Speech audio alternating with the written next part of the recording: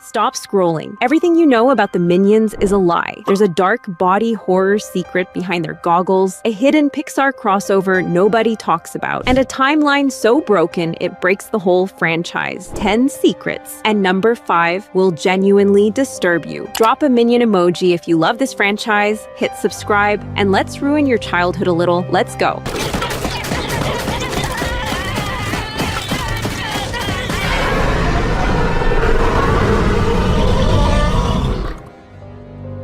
Number 1, the goggles are not what you think. Let's start with the one that ruins childhoods. You probably think Minion goggles are just safety gear, something to protect their eyes during Gru's chaotic lab experiments. Wrong, way wrong. Here's the problem. In the very first Minions movie, they're already wearing goggles the moment they crawl out of the ocean. That's millions of years before Gru ever existed. So nobody made them these things. Fans have gone back and forth on whether the goggles are actually part of their eyeballs until Despicable Me 2 quietly answered the question. When Kevin turns purple, Agnes screams so loud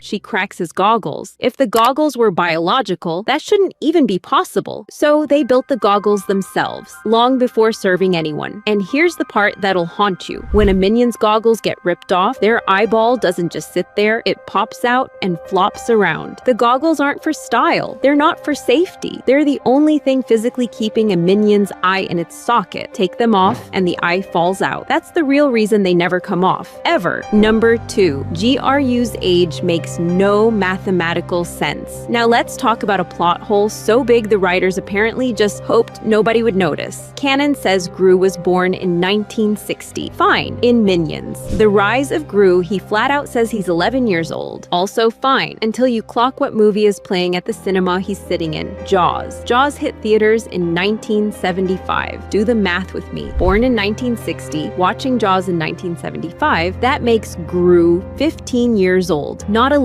That's a 4-year gap the franchise has never explained. Either his birth year is wrong, or his age in Rise of Gru is wrong. One of these numbers is a lie, and Illumination has never said which.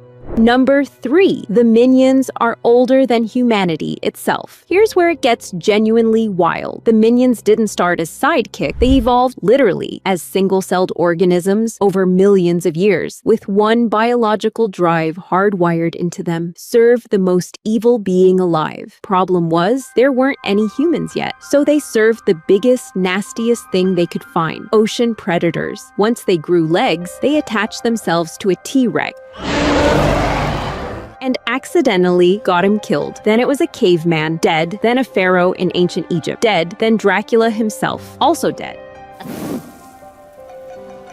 They even may have tilted a cannon at Napoleon. Every single boss, gone because of them. Eventually, they gave up and hid in an ice cave for 150 years, jobless and miserable, until 1968 rolls around and Gru is born. Except, remember, canon says 1960. Plot hole number 1. Already stacking up before the story even starts. 3 of them, Kevin, Stuart, and Bob, eventually leave the cave, head to New York, and stumble onto supervillain Scarlet Overkill. A young Gru is in that same timeline buying weapons from Dr. Nefario. Cut to Despicable Me 4, and Scarlet and Nefario are supposedly in their 90s, but look almost exactly the same as they did decades earlier. No aging, no explanation. The whole franchise timeline is basically held together with tape. Number 4, the Pixar crossover. Nobody talks about quick palate cleanser. This one's just cool, not creepy. In Minions, The Rise of Gru, during the highway chase, a character named Otto rides on the back of a motorcycle and pulls a specific goofy face reflected in the shine of a tanker truck. That exact pose, that exact reflection gag already happened. In Pixar's Cars, Mac does the identical move on a different tanker trailer. Same framing, same joke, same energy. It's not a coincidence. It's a deliberate wink between 2 rival animation studios. Someone at Illumination clearly loves Pixar. Number 5. 4 Easter eggs hiding in Despicable Me 2. You've probably watched this movie a dozen times and still missed these. 1. When Lucy tastes Gru, His body doesn't just twitch randomly. Watch closely. It's the exact disco pose from Saturday Night Fever. 2. Right after he's tased, Gru drops his freeze ray on the ground. Blink, and it's simply gone. No pickup, no explanation, just vanished. 3. When Gru helps a family of ducks cross the street, those aren't random background ducks. They're the exact same duck model Illumination later reused in their movie Migration, years afterward. Number 6. Agnes's ride that destroyed itself. Here's a wholesome one with a chaotic middle. Agnes couldn't ride a bike, so the Minions decided to help. Badly and secretly. While she trained on training wheels, they were quietly building something else entirely. A full unicorn-themed motorcycle. The reveal has her hype. She catches up to her friends, showing it off. Right as a jewel thief speeds away with the ice cream truck, Agnes chases him down. A piece of the bike detaches mid-pursuit and slams the van to a stop, and she parachutes out right before crashing into it. Thief caught, jewels recovered, ice cream secured. The motorcycle, though, totally destroyed, and Agnes doesn't even care. Turns out she liked her old bike better anyway. The Minion modified version was the real prize all along. Number 7. 2 mistakes hidden in Despicable Me. 3 continuity errors slip through even in massive productions, and this movie has 2 good ones. First, when Clive flips a cassette tape to play the other side, he flips it the wrong way entirely, spinning it in a direction that doesn't match how tapes actually work. Second, when the agents dive underwater to capture Balthazar Brat, 2 clownfish swim by, clearly a nod to Finding Nemo. Cute. But right after, the movie messes up its own geography. Gru lands on a ship surrounded by open ocean in one shot, and in the very next shot, that same ship is suddenly parked next to a beach and a full city skyline. The ship